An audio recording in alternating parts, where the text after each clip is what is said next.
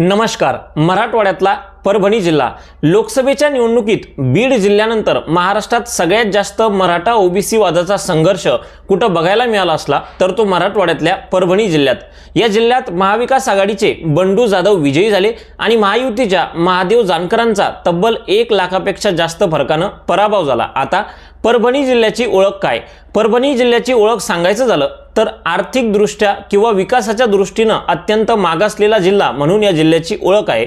कारण आज 2024 मध्ये या जिल्ह्यात अनेक असे गाव आहेत ज्या गावात जर तुम्हाला जायचं असेल तर एक चांगला डांबरी रस्ताही तुम्हाला मिळणार नाही आणि याला कारणीभूत इथले नागरिकच आहेत. कारण इथली लोक नेहमी पैशाने आणि जाती धर्माच्या आधारावर मतदान करतात. त्यामुळे इथले नेतेही कधी विकासावर लक्षच देत नाही. इथे साधी आमदारकी खासदारकीची निवडणूक लढायची असली तर 50-50 100-100 करोड रुपयाचा खर्च एका उमेदवाराला येतो आणि तोच खर्च वसूल करण्यात उमेदवाराचे संपूर्ण 5 वर्ष निघून जातात. आता याच परभणी जिल्ह्याला विधानसभेच्या निवडणुकांना सामोरं जायचंय. त्यामुळं 2024 मध्ये तरी परभणीकर पहिल्यांदा पैशांच्या जाती धर्माच्या नाही तर विकासाच्या मुद्द्यावर मतदान करतील का हा प्रश्न महत्त्वाचा आहे आणि येत्या काळात ते बघण्यासारखं असणार आहे. परभणी जिल्ह्यात एकूण 4 प्रमुख विधानसभाचे मतदारसंघ आहेत आणि त्याचा संपूर्ण लेखाजोखा आजच्या व्हिडिओमध्ये मी तुमच्या समोर सांगणार आहे. ते 4 विधानसभा मतदारसंघ म्हणजे परभणी विधानसभा मतदारसंघ, जिंतूर सेलू विधानसभा मतदारसंघ, गंगाखेड विधानसभा मतदारसंघ आणि पाथरी विधानसभा मतदारसंघ. आता या 4ही मतदारसंघात कोणत्या पक्षाकडून कोणते उमेदवार असतील, कोणते उमेदवार ऑलरेडी दिलेले आहेत, कोण आघाडीवर आहे, कोण पिछाडीवर आहे, महाराष्ट्रात सुरू असलेला मराठा ओबीसी वाद लोकसभेसारखाच यावेळेसही कोणत्या मतदारसंघात किती प्रभावी ठरेल, पंकजा मुंडे असतील किंवा मनोज जरांगे पाटील असतील या दोघांचाही फॅक्टर या जिल्ह्यात किती चालेल, कोण जिंकतंय कोण हारतंय, संपूर्ण लेखाजोखा या 4ही मतदारसंघांचा आजच्या एका व्हिडिओमध्ये देणार आहे. त्यामुळं पुढचे काही मिनिटं माझ्यासोबत नक्की थांबा. तत्पूर्वी नमस्कार, मी वैभव सांगळे आणि माझ्या यूट्यूब चॅनलवर तुमचं खूप खूप स्वागत आहे. जर पहिल्यांदा आले असाल चॅनलला सबस्क्राईब करा, लाईक करा, शेअर करा, साईडला दिलेली घंटा दाबायला विसरू नका जेणेकरून माझा येणारा प्रत्येक व्हिडिओ सगळ्यात पहिले तुमच्या मोबाईलवर येईल. कुठल्याही प्रकारचा टाइमपास न करता सुरुवात करूयात आजच्या व्हिडिओची. परभणी जिल्हा आणि त्यातले 4 महत्त्वाचे विधानसभा मतदारसंघ जिंतूर सेलू, परभणी, गंगाखेड आणि पाथरी. सुरुवात करूयात जिंतूर सेलू विधानसभा मतदारसंघातून जिथं सध्या भाजपच्या मेघना बोर्डीकर विद्यमान आमदार आहेत. जसं मी तुम्हाला व्हिडिओच्या सुरुवातीला सांगितलं की परभणी जिल्ह्यात सगळ्यात जास्त पैशांवर मतदान होतं, त्यातलं सगळ्यात मोठं उदाहरण म्हणजे हा जिंतूर सेलू विधानसभा मतदारसंघ. या मतदारसंघात अत्यंत वाईट परिस्थिती आहे जर तुम्ही विकासाचा विचार केला तर. कारण इथलं जास्तीत जास्त मतदान हे पैशांनी विकत घेतलं जातं. मागच्या निवडणुकीत भाजपच्या मेघना बोर्डीकरांनी विजय भांबळे जे राष्ट्रवादीचे होते त्यांचा 3700 मताधिक्यानं पराभव केला होता. अत्यंत चुरशीची ही लढत झाली होती. त्या अगोदर विजय भांबळे आमदार होते, त्यांनी बरेच कामही या मतदारसंघात केले अशी चर्चा होती, पण एवढं करूनही नंतर त्यांचा पराभव झाला. सध्याच्या निवडणुकीचा जर विचार केला तर मेघना बोर्डीकर यांना भाजपाकडून तिकीट मिळालेलं आहे म्हणजे महायुतीकडून. त्यानंतर विजय भांबळे यांनाही शरद पवार गट राष्ट्रवादी महाविकास आघाडीकडून तिकीट मिळालेलं आहे. यावेळेस इथे सुरेश नागरे हा एक चेहरा खूप चर्चित आहे. सुरेश नागरे हे स्वतः काँग्रेसचे होते आणि महाविकास आघाडीकडून आपल्याला तिकीट मिळावं यासाठी सुरेश नागरेंनी खूप प्रयत्न केला, पण शेवटी विजय भांबळेंना ते तिकीट मिळाल्यामुळं आणि शरद पवार गट राष्ट्रवादीला ती जागा सुटल्यामुळं आता याच सुरेश नागरेंना वंचित बहुजन आघाडीनं तिकीट दिले. त्यामुळं आता पहिल्यांदा जिंतूर सेलू विधानसभा मतदारसंघात तिहेरी लढत होण्याची शक्यता आहे. आणि सगळ्यात महत्त्वाची गोष्ट, हे जे काही सुरेश नागरे आहेत ते स्वतः ओबीसी आहेत, बाकी दोन्ही उमेदवार मराठा आहेत. त्यामुळे मराठा वर्सेस ओबीसी कार्ड या मतदारसंघात खूप चालण्याची यावेळेस शक्यता आहे. जर आपण जातीनिहाय मतदानाचा विचार केला तर या मतदारसंघात SC STचं तब्बल 15% म्हणजे 55,000 इतकं मतदान आहे.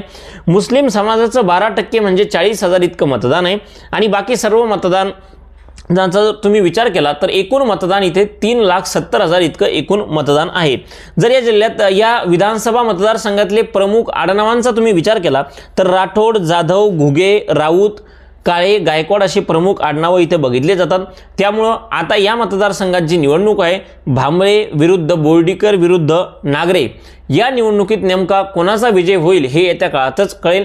जर समजा वंचित बहुजन आघाडीचं तिकीट असल्यामुळे सुरेश नागरेंना जर मुस्लिम आणि SC ST समाजानं साथ दिली आणि त्याबरोबर OBC समाजानं साथ दिली तर सुरेश नागरेंची वर्णी इथं लागण्याची शक्यता आहे।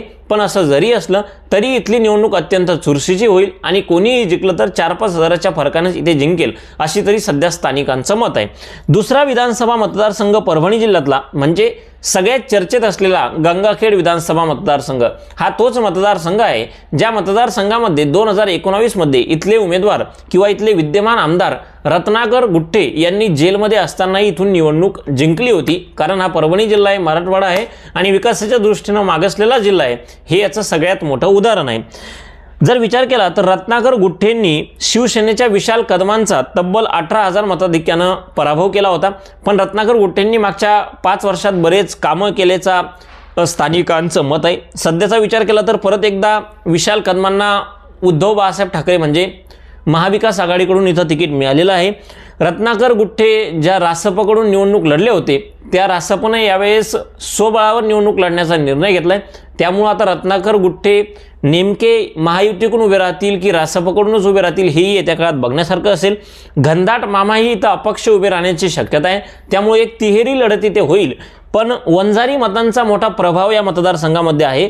जवळजवळ 70 ते 80 हजार वंजारी मतदार इथं आहेत आणि रत्नाकर गुट्टे स्वतः वंजारी आहेत, त्यामुळे रत्नाकर गुट्टेच इथे जिंकतील। त्यांनी मागच्या काही वर्षात बरेच कामही केलेत, खूप सारा निधी खेचून आणला। या सगळ्या गोष्टींमुळे रत्नाकर गुट्टेंची इथे वर्णी लागेल अशी सध्या शक्यता वर्तवली जाते। जातीनिहाय गणिताचा विचार केला तर SC STचं मतदान इथं जवळजवळ 75,000 आहे, मुस्लिम समाजाचं मतदानही इथं 35,000 आहे। त्यामुळं नेमकं येत्या काळात गंगाखेड विधानसभा मतदारसंघात काय होईल ते बघण्यासारखं असेल। पण असं जरी असलं तरी आजच्या घडीला रत्नाकर गुट्टे कुठेतरी इथं आघाडीवर दिसत आहे। तिसरा विधानसभा मतदारसंघ आहे तो म्हणजे पाथरी विधानसभा मतदारसंघ। पाथरी विधानसभा मतदारसंघामध्ये सध्या काँग्रेसचे सुरेश वारपुडकर विद्यमान आमदार आहेत। मागच्या निवडणुकीत त्यांनी BJPच्या मोहन फड यांचा तब्बल 15,000 मताधिक्यानं पराभव केला होता। सध्या काँग्रेसकडून परत एकदा सुरेश वारपुडकरांना तिकीट मिळालेलं आहे।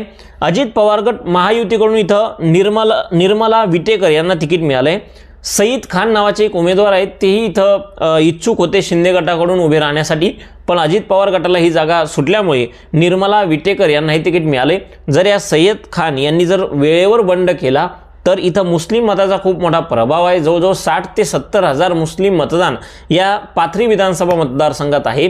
त्यामुळे जर सईद खान यांनी बंड केला तर कुठेतरी निर्मला विटाकर यांचं नुकसान होऊ शकतं आणि परत एकदा काँग्रेसच्या सुरेश वारपुडकरांची इथं वर्णी लागू शकते अशी सध्याची परिस्थिती आहे। जातीनिहाय विचार केला SC ST 60,000, मुस्लिम मी तुम्हाला सांगितलं जवळजवळ 70,000च्या आसपास मुस्लिम मतदान आहे आणि टोटल मतदान इथं 3,80,000 आहे। त्यामुळं या मतदारसंघात नेमकं आता काय होईल ते येण्या काळात बघण्यासारखं राहील। असं जरी असलं तरी सध्याच्या घडीला सुरेश वारपुडकरच इथं थोडेफार आघाडीवर असल्याचं चिन्ह दिसतंय। आणि चौथा विधानसभा मतदारसंघ तो म्हणजे परभणी जिल्हा आहे तर स्वतः परभणी विधानसभा मतदारसंघ। या परभणी विधानसभा मतदारसंघात सध्या शिवसेना उद्धव बाळासाहेब ठाकरे गटाचे राहुल पाटील इथले विद्यमान आमदार आहेत। परभणी विधानसभा मतदारसंघ नेहमीच शिवसेनेचा बालेकिल्ला राहिलाय। जवळजवळ मागच्या 30 वर्षापासून इथं शिवसेनेचे उमेदवार निवडून येतात। मागच्या 2 टर्मपासून म्हणजे 2014 आणि 2019 मध्ये राहुल पाटीलच इथून विजयी झाले होते आणि परत एकदा त्यांनाच तिकीट दिलेलं आहे। त्या अगोदर इथं बंडू जाधव 2 वेळा आमदार झालेले आहेत, त्यामुळे बंडू जाधवांचाही इथं मोठा प्रभाव आहे।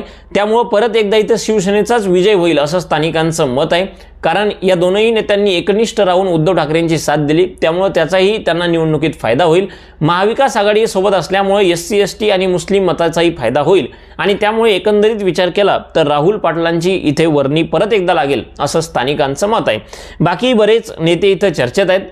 या मतदारसंघातही मूलभूत सुविधांचा खूप अभाव आहे। विकासाच्या बाबतीत हा मतदारसंघही खूप मागासलेला मतदारसंघ आहे। त्यामुळे नेमकं यावेळेस तरी आता या मतदारसंघातील नागरिक जाती धर्माच्या नाही पैशांच्या नाही तर विकासाच्या मुद्द्यावर मतदान करतील का हे येत्या काळात बघण्यासारखं असणार आहे। हा होता संपूर्ण आढावा परभणी जिल्ह्यातील 4ही विधानसभा मतदारसंघाचा। आता नेमकं या संपूर्ण विषयावर तुम्हाला काय वाटतं? कोणत्या विधानसभा मतदारसंघात कोण जिंकेल, कोण हरेल, कोण आघाडीवर आहे, कोण पिछाडीवर आहे, मराठा OBC वाद इथे किती प्रभावी ठरेल, पंकजा मुंडे किंवा मनोज जरांगे पाटलांच्या ज्या काही सभा इथे होतील त्या सभांचा निवडणुकावर किती परिणाम पडेल, या संपूर्ण विषयावर जे काही तुम्हाला वाटतं ते कमेंट बॉक्समध्ये मनमोकळेपणानं बोला. आणि असेच माहितीपूर्ण आणि महत्त्वाचे व्हिडिओ पाहण्यासाठी वैभव सांगळे या यूट्यूब चॅनलला सबस्क्राईब करा, लाईक करा, शेअर करा, साईडला दिलेली घंटाही दाबा, जेणेकरून माझा येणारा प्रत्येक व्हिडिओ सगळ्यात पहिले तुमच्या मोबाईलवर येईल. आजच्यासाठी फक्त एवढंच. परत भेटूयात. तोपर्यंत खूप खूप धन्यवाद.